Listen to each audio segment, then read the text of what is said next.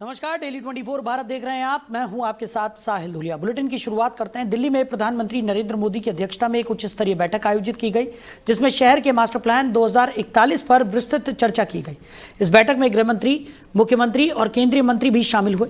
बैठक का उद्देश्य दिल्ली के विकास, भूमि उपयोग, यातायात, आवास और पर्यावरण जैसे महत्वपूर्ण पहलुओं पर विचार करना और भविष्य की योजनाओं को अंतिम रूप देना था।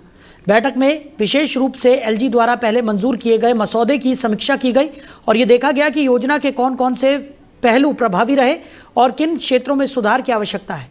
उपस्थित नेताओं और अधिकारियों ने मास्टर प्लान के विभिन्न खंडों पर सुझाव दिए और इसे शहर के तेजी से बदलते स्वरूप के अनुरूप अधिक व्यावहारिक बनाने के लिए कई बदलावों पर विचार किया।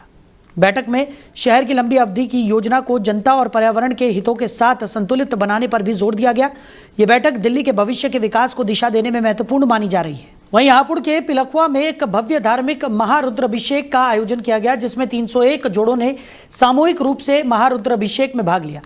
इस अवसर पर भगवान शिव का विशेष रुद्राभिषेक किया गया और मंत्रोच्चार के साथ पूजा अर्चना संपन्न हुई।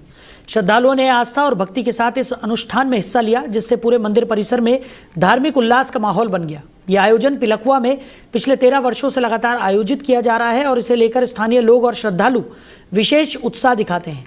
आयोजन में शामिल जोड़ों ने जीवन में सुख, शांति और समृद्धि की कामना करते हुए भगवान शिव के प्रति अपनी भक्ति प्रकट की। इस प्रकार के धार्मिक अनुष्ठान ने न केवल क्षेत्रवासियों में आस्था को बढ़ावा दिया, बल्कि स्थानीय संस्कृति और धार्मिक परंपराओं को भी मजबूती प्रदान की है। वहीं दिल्ली में भाजपा के प्रदेश अध्यक्ष ने हाल ही में एक बयान देते हुए कहा कि झूठ और भ्रम की जिंदगी बहुत छोटी होती है और समय के साथ सच्चाई सामने आ ही जाती है। उन्होंने आरोप लगाया कि पूर्व की सरकार ने शराब से जुड़े घोटाले में संलिप्तता दिखाई थी। प्रदेश अध्यक्ष ने यह भी कहा कि इस मामले पर दिल्ली उच्च न्यायालय में जल्द ही बहस होगी।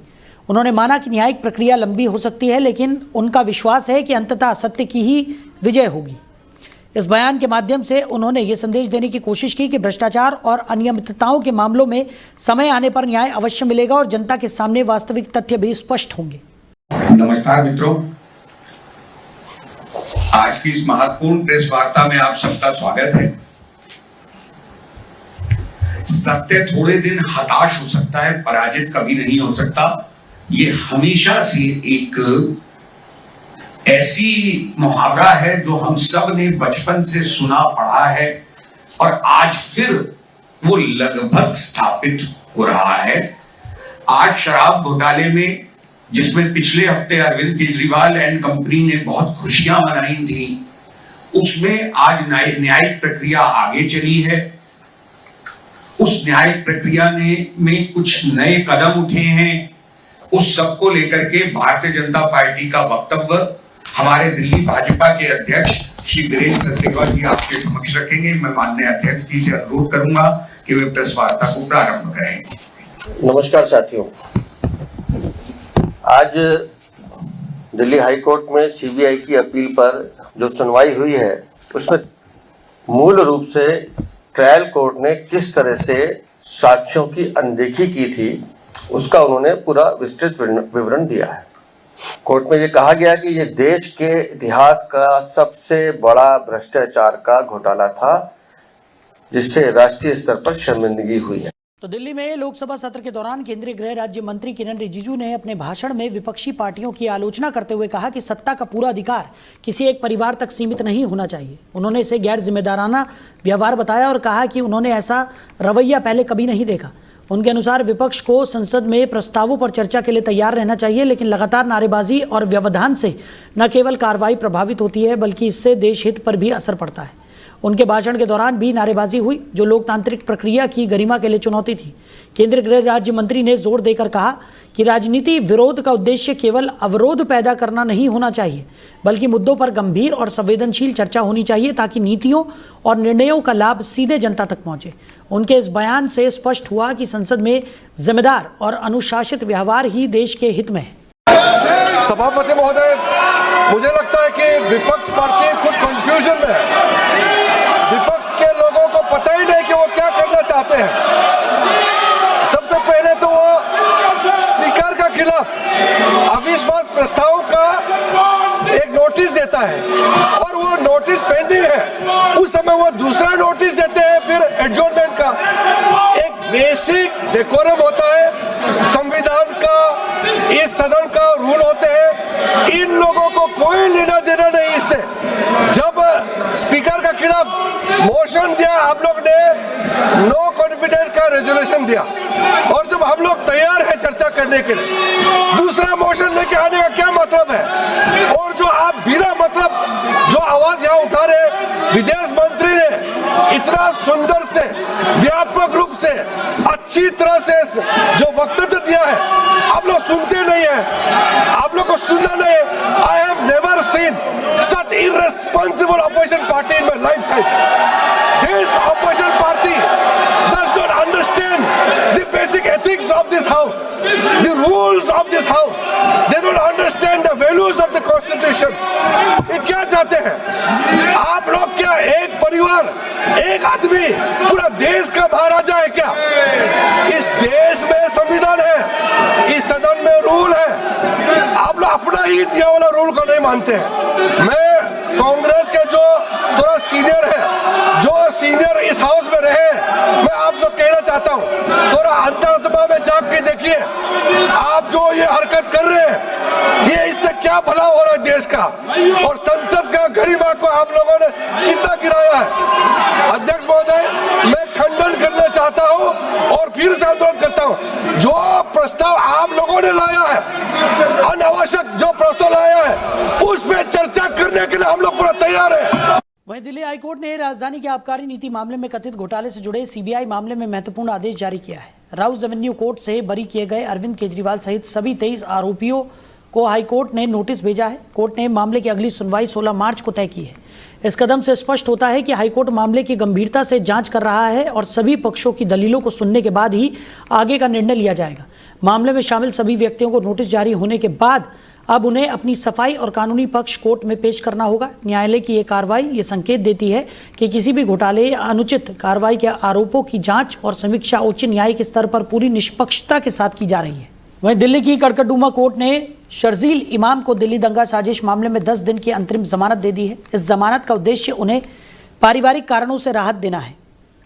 तो कोर्ट ने इस अवधि के लिए अनुमति इसलिए दी है ताकि वो अपने भाई की शादी में शामिल हो सके और साथ ही अपनी बीमार मां की देखभाल कर सके। कोर्ट ने यह भी माना कि पारिवारिक दायित्वों और आपातकालीन स्वास्थ्य स्थितियों के मद्देनजर सीमित समय के लिए जमानत देना न्याय संगत है। इस दौरान इमाम को कुछ शर्तों का पालन करना होगा और अदालत ने स्पष्ट किया है कि अंतरिम जमानत केवल निर्धारित अवधि के लिए है। इस फैसले से स्पष्ट हुआ है कि अदालत व्यक्तिगत और पारिवारिक परिस्थितियों को देखते हुए भी संवैधानिक अधिकारों और कानून के दायरे में निर्णय ले रही है। वहीं बुलंदशहर के थाना खुर्जा देहात क्षेत्र में नेशनल हाईवे 34 पर एक खौफनाक हादसा सामने आया जिसने लोगों के रोंगटे खड़े कर दिए। बताया जा रहा है कि एक बस में यात्री छत पर सफर कर रहे थे और इसी दौरान हादसा हुआ। इस दौरान कई लोगों की जान को खतरा पैदा हो गया। स्थानीय लोगों और यात्रियों का आरोप है कि रोड परिवहन विभाग की ओर से सुरक्षा नियमों की अनदेखी की गई। उन्हें लगता है कि अगर उचित निगरानी और कड़े नियम लागू किए गए होते तो ये जानलेवा घटना टाली जा सकती थी। हादसे ने न केवल सड़क सुरक्षा के मुद्दे को उजागर किया है बल्कि ये भी दिखाया है कि बड़े वाहनों में यात्रियों की असुरक्षित स्थिति गंभीर जोखिम पैदा कर सकती है। पुलिस और प्रशासन ने मामले की जांच शुरू कर दी है और दुर्घटना के कारणों और जिम्मेदार पक्षों की पहचान के लिए कदम उठाए जा रहे हैं। वहीं ग्रेटर नोएडा में पुलिस ने एक फर्जी वीजा और विदेश में नौकरी दिलाने वाले ठगी के गिरोह का भांडाफोड़ किया है। थाना बिसरख की टीम ने ऐसे गिरोह का पर्दाफाश किया जो फर्जी दस्तावेज तैयार करके लोगों से लाखों रुपए ठगता था। इस कार्रवाई में आरोपी सक्षम शर्मा को गिरफ्तार किया गया है। डीसीपी सेंट्रल ने बताया कि आरोपी सक्षम और राजीव ने गौर सिटी मॉल में स्काई वीजा वेंचर के नाम से फर्जी कंपनी खोली थी। ये गिरोह ऑनलाइन और कॉल के माध्यम से लोगों से संपर्क करता और उन्हें विदेश में नौकरी दिलाने का झांसा देकर उनसे भारी रकम वसूलता। जांच के दौरान पुलिस को मौके से 90 विजिटिंग कार्ड, मोहरे, फर्जी पासपोर्ट, नकली वीजा, मोबाइल फोन और अन्य महत्वपूर्ण दस्तावेज बरामद हुए हैं। पुलिस ने बताया कि यह गिरोह लंबे समय से लोगों को धोखा देने का काम कर रहा था और इसकी गिरफ्तारी से कई पीड़ितों को न्याय मिलने की उम्मीद है। इस कार्रवाई ने यह स्पष्ट कर दिया है कि अधिकारियों की तरफ से ऑनलाइन ठगी और फर्जीवाड़े के मामलों में कड़ी निगरानी और सक्रिय कार्रवाई की जा रही है। वाले गिरोह का पर्दाफाश हुआ। इसमें एक आदमी गिरफ्तारी सुनिश्चित की गई है। ये लोग मूल रूप से हरियाणा के निवासी है और इसमें एक व्यक्ति का और भी नाम सामने आया है जो इसकी भविष्य में गिरफ्तारी सुनिश्चित की जाएगी। ये लोग फर्जी और कूटरचित वीजा बनाते थे और लोगों से 80,000 से लेकर 1 लाख रुपए तक पेमेंट लेते थे और विदेश भेजने के नाम पे, वीजा बनाने के नाम पे ये लोग ठगी किया करते थे। जब ये लोग वीजा बनाते थे और उसको प्रोवाइड करते थे और उसके बाद जब जो भी बुकिंग होती थी, जिस दिन ये लोग की फ्लाइट बुक करते थे, उसके फ्लाइट जिस दिन की बुक होती थी उसके पहले ये लोग अपना ऑफिस बंद करके भाग जाते थे, ताकि जब लोग एयरपोर्ट जाते थे वहां उन्हें पता लगता था कि उनका टिकट और उनके वीजा फर्जी है, और जब वो ऑफिस आते थे तो उन्हें ऑफिस बंद मिलता था। इसकी सूचना हमको पहले से मिल गई थी और वादी के तहरीर संग धारा में मुकदमा पंजीकृत किया गया। इन्होंने पहले भी पानीपत में और मेरठ में इसी तरीके का फ्रॉड किया है, जिसके वहां पे मुकदमे भी पंजीकृत किए गए हैं। इसमें जो व्यक्ति की गिरफ्तारी बची हुई है, जल्दी उसकी गिरफ्तारी भी सुनिश्चित की जाएगी। इनके पास से हमें बहुत सारे पासपोर्ट, कूट रचित visa, visiting card, letter heads, mobile phones और कुछ कैश अमाउंट बरामद भी हुआ है। वाले गिरोह का वहीं यूपी के हापुड़ जनपद के पिलखुआ क्षेत्र में नगरपालिका की बड़ी लापरवाही उजागर हुई है। मुख्य बाजार रोड पर लंबे समय से खुले पड़े नाले के कारण एक बाइक सवार परिवार हादसे का शिकार हो गया। बाइक पर सवार परिवार अचानक संतुलन खो बैठा और सीधे खुले नाले में जा गिरा। ये पूरा हादसा पास लगे सीसीटीवी कैमरे में कैद हो गया, जिससे घटना की भयावहता साफ दिखाई दे रही है। स्थानीय लोगों का कहना है कि नाला लंबे समय से खुला पड़ा है और कई बार इसकी शिकायत नगर पालिका से की गई, लेकिन अभी तक नाले को ढकने या सुरक्षा के लिए कोई ठोस कदम नहीं उठाया गया। घटना के बाद मौके पर अफरा तफरी मच गई और आसपास मौजूद लोगों ने परिवार को नाले से बाहर निकाला। हालांकि इस हादसे में किसी को गंभीर चोट नहीं आई, लेकिन परिवार के सदस्यों को मामूली चोटें आई है। स्थानीय निवासियों में नगरपालिका के प्रति नाराजगी साफ देखने को मिली है। उन्होंने चेतावनी दी है कि अगर जल्द ही नालों को ढकने और सड़क सुरक्षा के उपाय नहीं किए गए तो भविष्य में कोई बड़ा और गंभीर हादसा हो सकता है। लोगों ने प्रशासन से मांग की है कि मामले का संज्ञान लेकर जिम्मेदार अधिकारियों के खिलाफ कार्रवाई की जाए और नाले को सुरक्षित तरीके से ढकने की व्यवस्था तुरंत की जाए। इस हादसे का सीसीटीवी वीडियो सोशल मीडिया पर भी तेजी से वायरल हो रहा है, जिसने नगरपालिका की कार्यप्रणाली पर गंभीर सवाल खड़े कर दिए हैं और जनता में सुरक्षा और जवाबदेही को लेकर गहरी चिंता भी पैदा कर दी है। वहीं नोएडा में किसानों ने डूब क्षेत्र में बिजली और पानी की समस्या को लेकर जोरदार विरोध प्रदर्शन किया। प्रदर्शनकारी किसानों ने सेक्टर 16 के बिजली घर से सेक्टर 18 तक लंबा पैदल मार्च निकाला, जिसमें बड़ी संख्या में लोग शामिल थे। ये विरोध पिछले कई दिनों से लगातार जारी है और ग्रामीण अपनी समस्याओं के समाधान की मांग को लेकर गंभीर है। मार्च के दौरान सुरक्षा के लिए भारी पुलिस बल तैनात किया गया था, क्योंकि किसानों के पैदल मार्च के कारण सड़क पर जाम की स्थिति बन गई थी।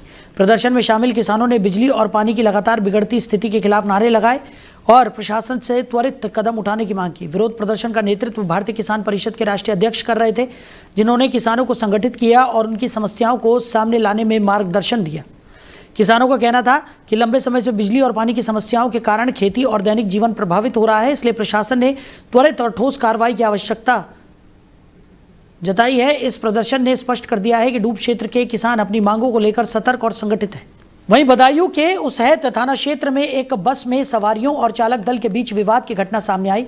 बताया गया है कि बस ड्राइवर ने बस को रोकने से इनकार कर दिया, जिससे एक यात्री ने उन्हें बस रोकने के लिए अनुरोध किया। इसके जवाब में ड्राइवर और कंडक्टर ने उस यात्री के साथ मारपीट शुरू कर दी। स्थानीय लोग तुरंत घटनास्थल पर पहुंचकर बीच बचाव करने लगे और सवारी को गंभीर चोट लगने से बचाया। थोड़ी देर के बाद थाना पुलिस मौके पर पहुंची और दोनों पक्षों को समझा बुझाकर मामला शांत कराया। पुलिस ने घटना को गंभीरता से लेते हुए मामला शांतिपूर्वक निपटाया और आगे की कार्रवाई के लिए नोटिस दिया। इस घटना ने स्पष्ट किया है कि सार्वजनिक परिवहन में अनुशासन और यात्रियों के साथ सम्मानजनक व्यवहार बनाए रखना कितना जरूरी है। वहीं हापुड़ के पिलखुआ में एक भव्य और ऐतिहासिक धार्मिक कार्यक्रम का आयोजन किया गया, जिसमें 301 दंपतियों ने सामूहिक रूप से महारुद्राभिषेक में भाग लेकर अपनी आस्था और भक्ति व्यक्त की। इस अवसर पर भगवान शिव का विशेष रुद्राभिषेक किया गया और मंत्रों के उच्चारण के साथ पूजा अर्चना संपन्न हुई, जिससे मंदिर परिसर में श्रद्धालुओं की भक्ति और उत्साह का वातावरण उत्पन्न हो गया। यह आयोजन पिलखुआ में पिछले 13 वर्षों से लगातार किया जा रहा है और इसे लेकर स्थानीय लोगों में विशेष उत्साह और श्रद्धा देखने को मिलती है। समारोह में शामिल दंपतियों ने अपने जीवन में सुख, शांति, स्वास्थ्य और समृद्धि की कामना करते हुए भगवान शिव के प्रति अपनी निष्ठा और भक्ति प्रकट की। इस प्रकार के धार्मिक अनुष्ठान ने न केवल स्थानीय लोगों में आस्था को प्रगाढ़ किया, बल्कि क्षेत्र की सांस्कृतिक और धार्मिक परंपराओं को भी मजबूती प्रदान की। आयोजन के दौरान श्रद्धालुओं की भागीदारी और भक्ति भाव ने यह दर्शाया कि धार्मिक कार्यक्रम न सिर्फ आध्यात्मिक अनुभव का माध्यम है, बल्कि समाज में सामूहिकता, सांस्कृतिक पहचान और आपसी सहयोग को भी बढ़ावा देते हैं। तो फिलहाल इस बुलेटिन में मेरे साथ इतना ही। आप बने रहिए और देखते रहिए डेली 24 भारत। नमस्कार।